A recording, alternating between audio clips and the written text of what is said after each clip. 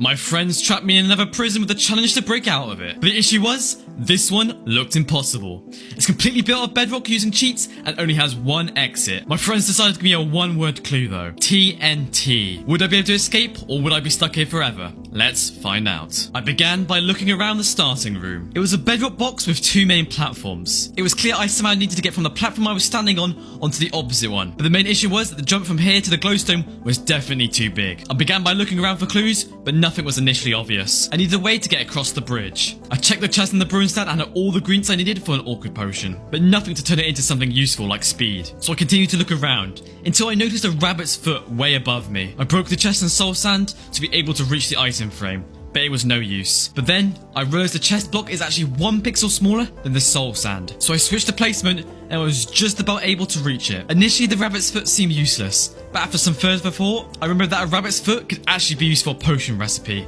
Can you think about what it is? That's right, leaping. This could be used to make me jump super high. The next issue was that I didn't have any water for my potion, but it didn't take me too long to spot the hidden water source below my platform, being held with chains. With my potion now brewing, it was time to head over to the other platform with my blocks. After looking at the jump ahead, the jump looked too far for just leaping, so I made the difficult decision to break the glowstone and use it to turn my leaping into leaping 2. This could have turned out to be a massive mistake, but there was only one way to find out. After finishing brewing my potion, I took a long run up and made the jump, and just about made it. On the next platform, I was left with an even bigger puzzle. There was a drop chute down to a bedrock platform with a 1 stone block, but it seemed obvious to me that I needed to go down there and mine the stone to the next level. But the fall looked deadly.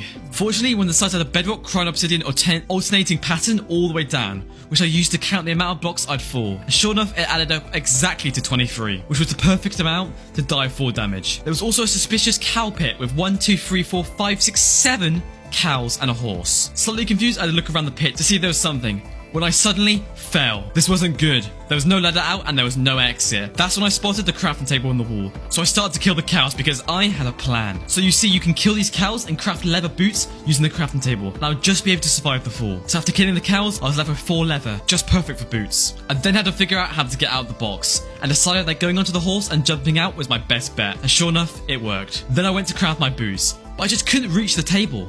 I tried and tried and tried again, but it was just too far. Was I missing something? Was there another hidden clue? That's when I realized this wasn't going to work. After doing some research, I found that using armor doesn't actually reduce fall damage. Only enchants like a protection and fall damage do. Even if I made nether boots, I'd still die. But then it hit me. The answer was a sad one. I'd used the horse as a sacrifice to take the fall damage. So that's exactly what I did. I took a breath and jumped down on my horse. And sure enough, we both lived. After breaking the stone block, I jumped down into the water source and was on the ground floor. Of course,